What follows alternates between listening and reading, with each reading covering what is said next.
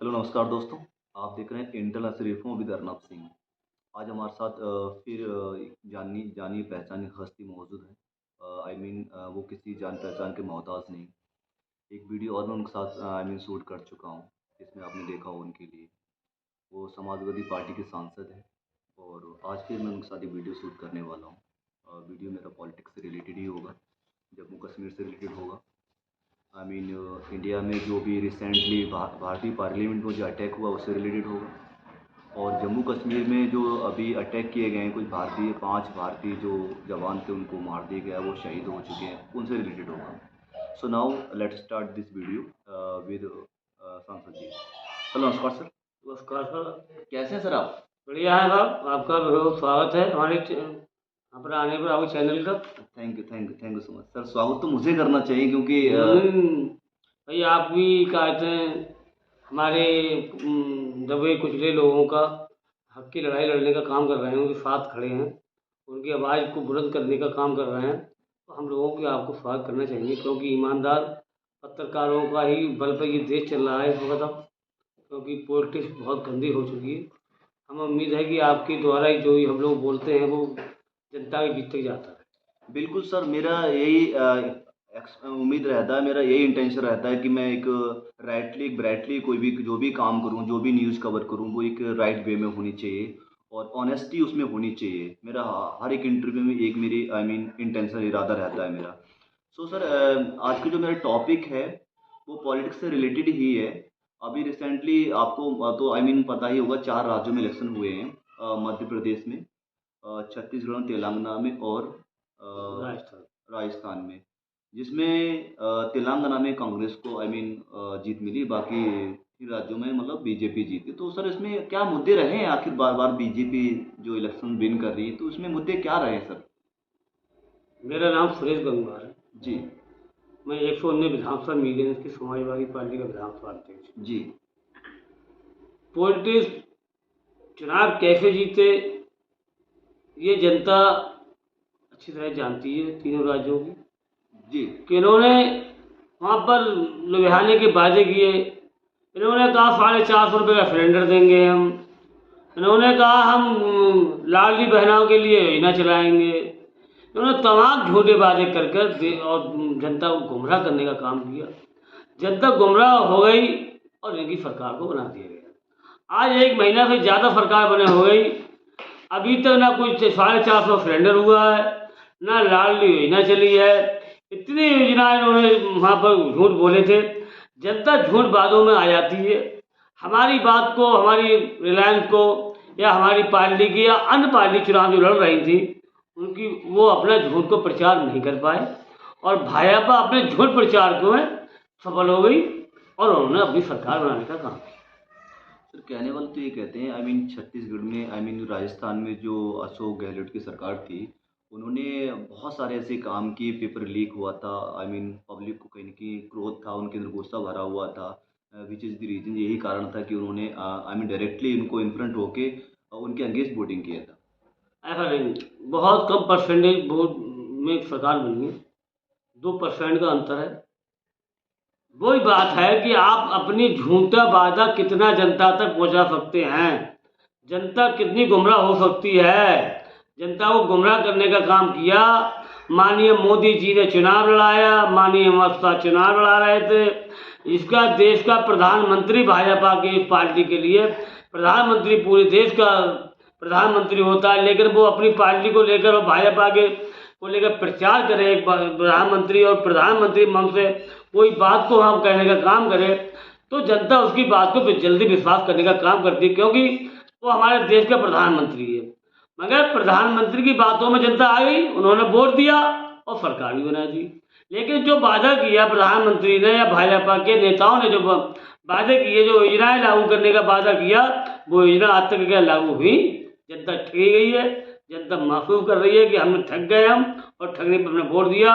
और जिनके ऊपर उन्होंने सरकार बनाई उन्होंने लात मार कर बाहर निकालने का काम किया, चाहे वसुंधरा सिंह राज हो या तुम्हारे की शिवराज सिंह हो या तुम्हारे की छत्तीसगढ़ में वो पूर्व मुख्यमंत्री थे पुराने, उनको भी बाहर निकालने का काम किया और नए लोगों को उन्होंने मुख्यमंत्री बनाने का काम किया। और मुख्यमंत्री न इसलिए बनाए गए कि जो वहाँ के लोगों मुख्यमंत्री के चेहरा था पहले, उनके ऊपर उन्होंने सरकार वहाँ के पब्लिक ने वोट दिया, लेकिन अब आने वाले समय में 24 में इनको वही जनता धूल चटाने का काम करेगी। यदि इन्होंने वादे पूरे नहीं किए तो जनता इनकी लोकसभा में इनको बताने का काम करेगी, औकात दिखाने का काम करेगी। सर ऐसा तो नहीं कि हमेशा ये मन की बात करते हैं कि मन की बात, तो ऐसा तो नहीं जनता कहीं नहीं, पब्लिक जो अट्रैक्ट होती है वो मन की बात से अट्रैक्ट होती है। मन की बात झूठ बोलने का काम करते ही नहीं प्रधानमंत्री। मन की बात अपनी करते कि सुनते तुम हैं।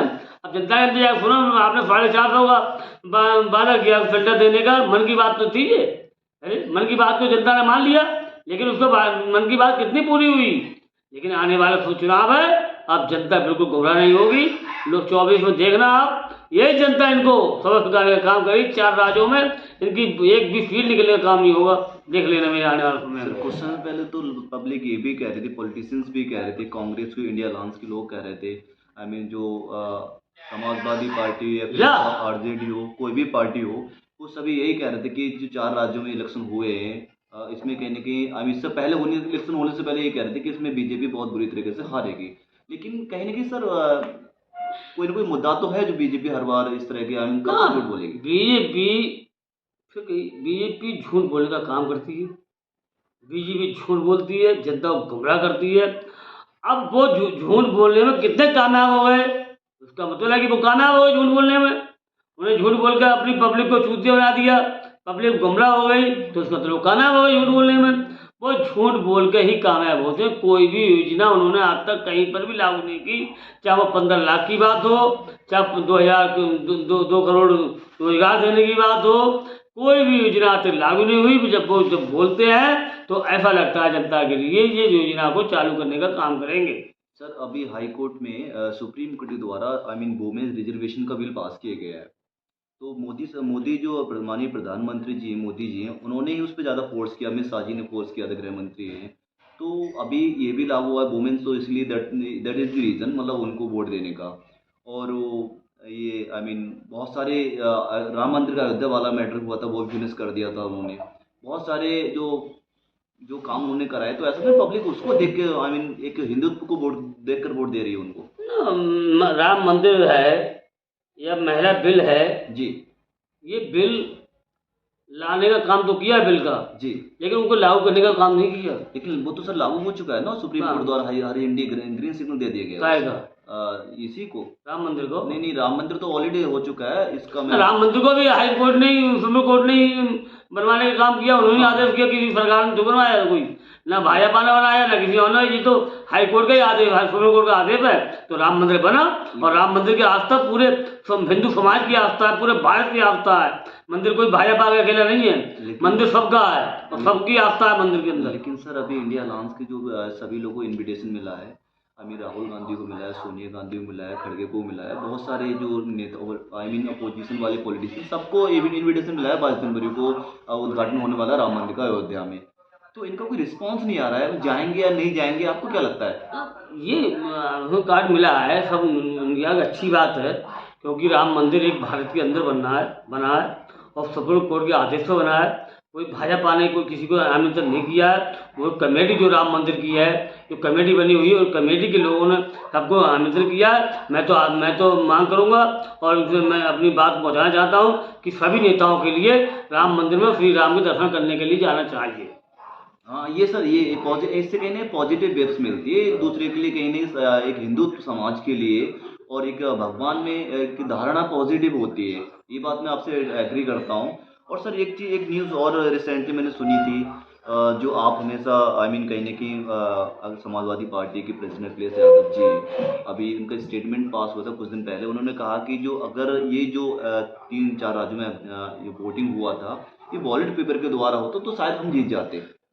ये तो मांग भाजपा को छोड़कर जितने भी राजनीतिक दल हैं पूरे हिंदुस्तान के अंदर, सबकी मांग है कि इलेक्ट्रॉनिक मशीन से चुनाव न कराया जाए और बैलेट पेपर चुनाव कराया जाए। जिन देशों में ये मशीन चालू हुई थी, उन देशों ने भी ये मशीन को बंद कर दिया गया। वहाँ पर बैलेट पेपर पर चुनाव हो रहे हैं। हमारे माननीय राष्ट्रीय अध्यक्ष माननीय अखिलेश यादव जी लगातार मांग करते आ रहे हैं कि ईवीएम पे चुनाव बंद कराए जाएं और हमारे बैलेट पेपर चुनाव कराए जाएं। पूरी उसकी मांग है, लेकिन एक भाजपा सरकार है जो उसको मानने के लिए तैयार नहीं है। तो लगता है कहीं ना कहीं ये बेईमानी इसमें भी कर रहा है और अपनी सरकार बनाने का काम भी कर रहा है। तो सर इसमें आई मीन ईसी जो इलेक्शन कमीशन होती है उसके थ्रू वोट किए जाते हैं, तो इसमें ये आपको कैसे आई मीन क्या लगता है कि क्या ये लोग किस प्रकार बेईमानी कर सकते हैं इसमें? अब आज अभी कुछ दिन पहले आपने अखबार पढ़ा होगा, एक आध साल जी। पहले सुप्रीम कोर्ट ने आदेश दिया था कि चुनाव आयोग जब नियुक्ति होगी उसमें उसके अध्यक्ष होगा रूलिंग पार्टी का, उसमें सदस्य होंगे सब पार्टियों के और उसकी सहमति से बनाया जाएगा। लेकिन उन्होंने प्रस्ताव पास करके वो भी मुद्दा के लिए अलग कर दिया गया। अब भाजपा सरकार अपना ही चुनाव आयोग बनाने का काम कर रही है। जब चुनाव आयोग भाजपा सरकार का होगा तो वो ईवीएम में क्या हर चीज़ में गड़बड़ी कराने का काम करेंगे। और भाजपा सरकार बेईमान और सरकार है ये, और बेईमानी पर तुली हुई है। देश के आने वाला संविधान को खत्म करने जा रही है। यदि मैं जनता का अनुरोध करूँगा, यदि दोबारा आपकी सरकार नहीं हटाएगी तो आने वाले समय में चुनाव होने का काम नाम मान लेना, ये चुनाव कराने का काम नहीं करेगी। यही संविधान लाएगी कि चुनाव ही नहीं होगा फिर। इसलिए संविधान को खतरा है। सभी पार्टी सभी जनता मिलकर मांग करती है कि बैलेट पेपर पर चुनाव कराया जाए और बैलेट पेपर चुनाव होंगे तो भाजपा सरकार सफाया हो जाएगा। सर जनता ये कहती है कि हम लोग एजुकेटेड हैं, हम लोग एजुकेशन को देखकर बात करते हैं, तो आपको नहीं लगता कहीं एजुकेशन को थोड़ा फर्क दिख रहा है जनता में? अगर झूठ होता थोड़ा आई मीन जनता तो इसके अगेंस्ट भी जा सकती है। नहीं, इसका कोई मुद्दा नहीं है। मुद्दा तो धर्म का मुद्दा है। भाजपा कभी भी शिक्षा की बात नहीं करती है, भाजपा कभी रोजगार की बात नहीं करती है, भाजपा कभी किसानों की बात नहीं करती है, भाजपा व्यापारियों की बात नहीं करती है, भाजपा महंगाई की बात नहीं करती है। भाजपा जब बात करती है तो एक धर्म की बात करती है, धर्म के मुद्दा की बात करती है, पाकिस्तान की बात करती है, हिंदू मुस्लिम की बात करती है। आप बताइए कौन चैनल पर भाजपा का कोई नेता किसी रोजगार की बात करता हो, किसी महंगाई की बात करता हो, किसान की बात करता हो, नौजवान की बात करता हो, छात्र की बात करता हो, महिलाओं की बात करता हो? किसी मुद्दे पर बात नहीं करते हैं। बात कर लेंगे जिस दिन उतनी सरकार ही खत्म हो जाएगी। इन पे बस धर्म का चोला उड़ाते हैं और धर्म पर ही राजनीति कर रहे हैं। और धर्म की राजनीति करते करते इस देश का बेड़ा गर्क होने वाला है। लोग सड़कों पर आ गए, आज गाय चुग रही हैं, बैल चुग रहे हैं, गाँव के अंदर सांड घूम रहे हैं, लोगों को मार रहे हैं। अब तो यहाँ तक आ गया कि सांड के और गाय के बीच में अब किसान आपस में गोली चलाकर एक दूसरे को मारने का काम कर रहा है। क्योंकि किसान सोच रहा है कि इसने अपने खेत से हाँक के मेरे खेत में कर दी, तो उसमें झगड़ा भी हो रहा है, गोली चल रही है, लोग मारे भी जा रहे हैं। अब ये देखना आने वाले समय में इस देश के अंदर गायों को बैलों को लेकर किसान आपस में लड़ने का काम करेगा और देखना भयंकर स्थिति पैदा होने का काम होगा। सर ये इस बात से तो मैं आपके कम्प्लीटली एग्री हूँ। कहीं ना कहीं जो आज की जनरेशन है, जो आज की एजुकेशन लोग प्राप्त कर रहे हैं, उनको प्रॉब्लम हो रही है रोजगार में। लेकिन सर रोजगार को ये बात आई मीन सुनकर मुझे तो एक स्टेटमेंट याद आई। मुझे कहा अभी रिसेंटली एक स्टेटमेंट मोदी जी ने राहुल गांधी जी ने पास किया है, आपने सुना होगा, पार्लियामेंट में अटैक हुआ है अभी। पार्लियामेंट में अटैक अभी जब भाजपा की सरकार नहीं थी तो उन्होंने कहा कि कांग्रेसी सरकार में आतंकवादी पनप रहे हैं जी। यदि पाकिस्तान ने हमारा एक जवान मारा तो हम 10 को मार के लाएंगे जी। क्या इनकी सुरक्षा जिस लायक नहीं है कि लोकसभा के अंदर कोई आदमी घुस जाता है, वहाँ जाकर धुआं पंप छोड़ता है। और इसको लेकर जब विपक्ष के सांसदों ने आवाज उठाने का काम किया, उस पर चर्चा कराने की मांग की, तो उन्हें सस्पेंड कर दिया गया। ये पहली बार इतिहास में हुआ है कि ये 46 सांसद लोकसभा से बर्खास्त किए गए हैं। ये क्या चाहती है भाजपा? ये चाहती है कि हम ही रहें। जब तुम रहना चाहते हो तो इतनी बड़ी सांसद क्यों बनाई लोकसभा? उसमें तुम ही रहते और अपने बिल पास करते। क्यों चुनाव कराया जा रहा है? चुनाव मत कराओ, सब अपने चुन लो और इसकी बात खत्म। लेकिन सर आपको क्या लगता है इसमें किसका हाथ हो सकता है? जो इस पर अटैक हुआ पार्लियामेंट में, इस पर किसका हाथ हो सकता है? क्योंकि दूसरी तरफ लेट मी कंप्लीट, दूसरी तरफ क्या राहुल गांधी जी पीछे बैठे हुए थे, वो बोल रहे हैं मेरे सब जो भी हो रहा है मेरे आपको सामने हुआ है। और बीजेपी के जितने सांसद वहाँ से भाग रहे हैं, भगदड़ मच गई तो वहाँ निकल के भाग रहे थे। तो आपको क्या लगता है कि आई मीन राहुल गांधी इतना हंसकर बोल रहे हैं, तो इसमें किसका हाथ हो सकता है? इसमें साफ है, जांच करा ली जाए। उसमें भाजपा के पास में सांसद के भाजपा के सांसद के पास में वो अंदर गया है, तो किसका संबंध है उसमें, किसने पास बनाया, क्यों जांच नहीं हो रही है उसकी? अरे हर चीज की जांच बना देती है भाजपा, जांच कमेटी बैठा देती है, तो इसको भी जांच कमेटी बैठा के जांच कराना चाहिए कि किसके पास में आया अंदर को, सब पता चल जाए, दूध का दूध पानी पानी हो जाएगा। सर उन सबको अरेस्ट कर लिया गया और एनआईए लगा रखा है, उनकी भी नेशनल इन्वेस्टिगेशन एजेंसी उनके ऊपर काम कर रही है, हाँ, उनकी जांच एजेंसी चल रही है, स्क्रूटनी हो रही, जांच हो रही है उनकी। लेकिन उन्होंने जो ऐसा स्टेटमेंट दिया राहुल गांधी जी ने कि मतलब जो दृश्य मेरे सामने से हो रहा, जो आई मीन सीन चल रहा था, उन्होंने जो गैस बम छोड़े, गैस गोले छोड़े थे, मेरे आंखों सामने छोड़े थे और वो पीछे देख रहा था, बाकी भाजपा के जितने भी आई मीन सांसद थे वो भाग रहे, आंखों सामने भाग रहे थे। इस तरह वो हंसकर आई मीन बेरोजगारी का मुद्दा उठा रहे हैं, तो क्या सच में बेरोजगारी की वजह से वो लड़के आए थे उसमें? आपने तो देखा होगा जब अंग्रेज यहाँ देश पर राज कर रहे थे, जी तो गुरुदेव भगत सिंह ने जी एक अदालत में जाकर बम छोड़ा था। जी बम इसलिए छोड़ा था कोई मर जाए, जी बम इसलिए छोड़ा था कि हमारी सरकार, अंग्रेजों की सरकार सचेत हो जाए कि हम जग गए हैं। जी तो ये रोजगार, जो रोजगार नहीं दे रहे हैं, बेरोजगार के लोगों ने, बेरोजगार जवानों ने, बेरोजगार के छात्रों ने, ये भाजपा के सांसदों को सिखाया कि हम रोजगार वाले, आप कुछ भी कर सकते हैं, अब आतंकवादी बाहर से नहीं आएंगे, हम आतंकवादी यहीं बन जाएंगे, रोजगार नहीं मिलेगा। तो इन्होंने ये दिखाया, उनकी आगे खोलने का काम तो किया। ये जो बच्चे आज की जनरेशन है, यंगस्टर है, वो कहेंगे स्वतंत्रता सेनानी का काम कर रहे हैं। भाई जब हम रोजगार नहीं मिलेगा, हमारे घर के सदस्य, हमारे पिताजी, हमारे परिवार के लोग अपनी संपत्ति को बेच के, हमारे पुरखों की संपत्ति बेच के हमें पढ़ाने का काम करेंगे, हमें अच्छी यूनिवर्सिटी में पढ़ाएंगे, पैसा लगेगा, और यूनिवर्सिटी के पढ़ने के बाद जब बच्चा घर वापस आएगा और उसे रोजगार नहीं मिलेगा, उसे नौकरी नहीं मिलेगी, तो वो क्या करने का, क्या उसकी क्या दिमाग होगा?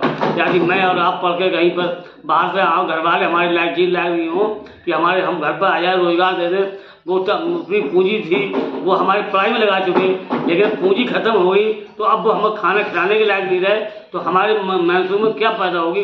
तो हम आदमी सोचे बैठ, जब रोजगार नहीं मिलता है, जब खाली आदमी होता है, तो कुछ ना कुछ करने का सोचता है, वो चाहे गलत सोचे चाहे सही सोचे, वो किस दिशा में जाता है, ये उसका विवेक का काम होता है। लेकिन सर दूसरी तरफ ये कहा जा रहा है, I mean Bharatiya Janata party के लोग ये कह रहे हैं कि जो अटैक हुआ था उसमें कहीं ना अपोजिशन का हाथ, तो आई मीन कहीं ना कहीं दोनों तरफ एक फाइट हो रही है। तो जांच सरकार है, सरकार राज्य में भी सरकार है, केंद्र में सरकार है, राष्ट्रपति उनका, प्रधानमंत्री उनका, सब कुछ उनका है, सुप्रीम कोर्ट उनकी, हाई कोर्ट उनका, जांच करा ले, क्यों जांच करा रहे हैं? जांच तो चल रही है सर उसमें। जांच चल रही है, जांच तो 2 दिन के अंदर जांच हो जाएगी, सब कुछ उनका है। कोई बिल्कुल राइट है आपने कहा, ये कुछ नहीं, ये मुद्दा को हिलाना चाहते, छोड़ना बाद ये मुद्दा खत्म हो जाएगा और फिर चुनाव पर मुद्दा चलने लगेगा और दूसरा रेड करा देंगे कहीं ना कहीं जाकर, और ये फिर जनता का ध्यान उधर हो जाएगा।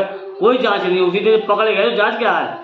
पकड़े गए तो पूछी जाती कहाँ कितना भैया, किन बात दोबारा आए हो तुम? सर जब भी इलेक्शन आते हैं, इलेक्शन का टाइम आता है, तो कहीं ना कहीं ऐसे इंसिडेंट बहुत सारे होने लगते हैं कि जम्मू कश्मीर में अटैक हो गया, तो कभी पार्लियामेंट पर अटैक हो गया, मतलब हमेशा इलेक्शन टाइम ही ऐसा क्यों होता है? ये भाजपा की नीति है, ये भाजपा के लोगों को पूछो तो सरकार में है कि अटैक पूरे 5 साल क्यों नहीं होता है। हाँ ये मेरा ये क्वेश्चन है कि जब at the time of election ना, तो इसका सबसे ज़्यादा बढ़िया जवाब भाजपा के लोग देंगे, क्योंकि इसमें पूछा जाए कि इस वक्त जब इलेक्शन आता है तो उस वक्त आप हिंदुस्तान से छोड़कर पाकिस्तान चले जाते हैं, फिर देश खाली हो जाता है कतई क्या, तब लोग आ जाते हैं। ये तो भाजपा के लोग ज़्यादा अच्छे काम है, उन्हें ज़्यादा ज्ञान है। एक न्यूज और वायरल हो रही थी अभी, और रिसेंटली सुप्रीम कोर्ट ने 370 हटा दिया गया है जम्मू कश्मीर में, जिसमें कांग्रेस का कोई आई मीन कोई स्टेटमेंट नहीं आया है कांग्रेस तरफ से, कोई भी इश्यूज, कोई मैटर इश्यू नहीं हुआ, तो आप क्या समझे कांग्रेस का इसमें मतलब कोई हाथ नहीं है इसमें? इसका ये राष्ट्रीय स्तर का मुद्दा है और राष्ट्रीय स्तर पे क्या उन्हें करना चाहिए वो अपनी सब कुछ जानते हैं लोग भी, कब भाषण कब देंगे, कब स्टेटमेंट देंगे, किस समय देंगे, उस समय के लिए वो ही जान सकते हैं, इस बात में। ओके सर, अभी रिसेंटली 5 जवान हमारे जम्मू कश्मीर के पुंछ डिस्ट्रिक्ट में रजौरी गार्डन में 5 जवान शहीद कर दिए, उस पर क्या कहना चाहते हैं आप? बहुत दुख की बात है, हमारे जवान, हमारे परिवार के लोग वहाँ शहीद हुए हैं, जो शहीद हुए उनके लिए मैं नमन करता हूँ। मगर ये सरकार से पूछा जाए, सरकार जब नहीं थी भाजपा की, तो सरकार कहती थी यदि हमारा एक जवान मारा जाएगा तो पाकिस्तान के 10 जवान मारेंगे। इनसे पूछा जाए कि हमारे 5 जवान मरे तो क्या 50 जवान उन्होंने मारे? अभी तक नहीं मारे। उन्होंने आतंकवादी का, अभी ये कह रहे हैं आतंकवादी सफाया हो गया। हमने आतंकवादी सर्जिकल स्ट्राइक की थी पाकिस्तान के अंदर और आतंकवादी हमने सब मार दिए, इतने आतंकवादी मारे थे। तो ये आतंकवादी कहाँ से आएंगे? ये आतंकवादी किसने मारे? कहाँ से आतंकवादी आए? कैसे आए? ये तो सुरक्षा की वो है, सुरक्षा के लिए जिम्मेदार भाजपा की सरकार है और सरकार रहेगी। सरकार इसको जवाब दे कि हमारे 5 जवान कैसे मारे गए और आतंकवादी कहाँ से आए। तो सर अभी सर्जिकल स्ट्राइक दोबारा चल रही है। तो 2019 में, आई मीन 14 में फर्स्ट सर्जिकल स्ट्राइक हुई थी पाकिस्तान में, जो अभिनंदन के द्वारा, अभिनंदन वहाँ फंस गए थे, तभी अभिनंदन को सेफली उन्होंने क्या है भारत पहुँचाया था। तो दोबारा सर्जिकल स्ट्राइक हो रही है। आई मीन जो मोदी जी बोल रहे हैं कि हमारा अगर 5 मारे हम 10 मारेंगे, उन्होंने फिर ये स्टेटमेंट पास किया है। कब मारेंगे? सर सर्जिकल स्ट्राइक चल रही है पाकिस्तान, आई मीन पाकिस्तान में पुंछ डिस्ट्रिक्ट ना में। पहले तो जवाब दें, आए कहाँ से? कैसे आए भारत के अंदर? आप सुरक्षा सीमा कमजोर है क्या? आप सुरक्षा सीमा पर क्या जवान आपके खुश नहीं है क्या? सर आपके जवान क्या कर रहे हैं वो बैठे बैठे? हमेशा सर सिक्योरिटी ब्रीच का ही कहने के उल्लंघन होता है। पार्लियामेंट में वहाँ सिक्योरिटी ब्रीच हुई, वहाँ पर सिक्योरिटी का उल्लंघन किया गया था। जम्मू कश्मीर की जो लैक है सीमा है, वहाँ पर सिक्योरिटी ब्रीच का है लोग। तो इस तरह आई मीन जो पॉलिटिक्स हो रही है इंडिया के लिए, इसका सेफेस्ट पॉलिटिक्स है क्या ये? भाई मैं सब कुछ मिला के ये कहता हूँ, इसकी जिम्मेदार भाजपा सरकार है। भाजपा सरकार जवाब दे हमारे देश में सुरक्षा कारणों क्यों चूक हो रही है, क्यों हमारे जवान मारे जा रहे हैं। इसका जवाब भाजपा सरकार देगी और जनता इसका जवाब 2024 में लेगी। हर 24 जवाब लेगी। इसके बच्चे शहीद हुए हैं, ये भाजपा सरकार से जनता पूरे भारत की जवाब मांगेगी कि हमारे जवान क्यों शहीद हो रहे हैं। इसका जवाब भाजपा देगी सरकार। सर पीओके, जैसे आप जानते हैं पीओके भारत का ही, पाकिस्तान ऑक्युपाइड कश्मीर वो भारत का ही एक अभिन्न अंग है। तो जब से 370 हटा है, आई मीन उनको डर बैठ गया है कि अभी इनका जो नेक्स्ट स्टेप होगा वो पीओके है।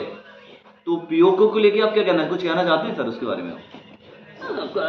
भाई ये तो भाजपा सरकार देखे कहाँ कहाँ अटैक होगा, क्या होगा, क्यों हो रहा है, क्यों कराया जा रहा है, क्यों होगा। हमारी जो सीमाएं की, हमारी मजबूत सीमाएं हैं, सब कुछ हमारा मजबूत है, हमारा जवान मजबूत है, हमारी सरकार मजबूत है, तो क्यों अटैक होगा? नहीं, उन्होंने अभी कांग्रेस ने ये कहा था कि अगर आप 24 में आप इलेक्शन जीतते हो तो आप ऐसा करो, उससे 24 से पहले हमें क्या है पीओके लेके दिखाओ।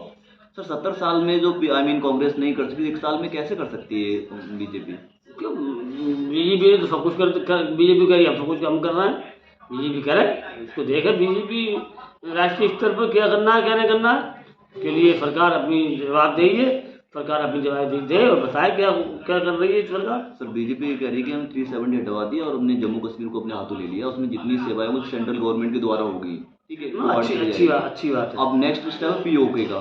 तो पीओके के लिए आई मीन कांग्रेस ने डायरेक्टली हिट किया है भाजपा के लिए कि आप में अगर 24 से पहले आई मीन पीओके आपने ले लिया तो हम समझे कि आप सच में एक नेशनल पार्टी हो। वो राष्ट्रीय स्तर का मुद्दा है। राष्ट्रीय स्तर का मुद्दा बड़े जटिल होते हैं। हाँ सही बात है, जो कांग्रेस कह रही है कुछ ना कुछ सोच समझ कह रही हुई, उसको भाजपा के लिए वो लेना चाहिए, भाजपा के विचार करना चाहिए क्या क्या कह रही है, क्या नहीं कह रही है। इसको राष्ट्रीय स्तर पर देख के वो काम करें। हम भाजपा कहते हैं कि जो पीओके है वो हमारा अंग है और रहना भी चाहिए। तो आप 24 में किसको दिखेंगे? 24 में समाजवादी पार्टी, इंडिया गठबंधन आएगा। अच्छा, इंडिया गठबंधन आएगा 100%। चलिए देखते थे 24 में क्या होता है क्या नहीं होता है। देखिए दोस्तों, आपने ये सर का एक अपनी पर्सनल ओपिनियन सुनी और ये कहीं ना कहीं पर्सनली अगर मैं कहूँ तो बेरोज़गारी तो है। बेरोज़गारी सबसे बड़ा मुद्दा है। अगर बेरोज़गारी नहीं होता तो पार्लियामेंट अटैक नहीं होता। बेरोज़गारी नहीं होता तो जो न्यू जनरेशन्स हैं, यंगस्टर हैं, उनको जॉब की कमी नहीं होती। ये बहुत बड़ा इशू है और कहीं ना कहीं जब अब जो नए 24 में जो वोटिंग होने वाली है बेरोज़गारी को लेकर ही होने वाली है। बताइएगा मुझे कमेंट में कि आपको ये वीडियो कैसा लगा। Thank you so much.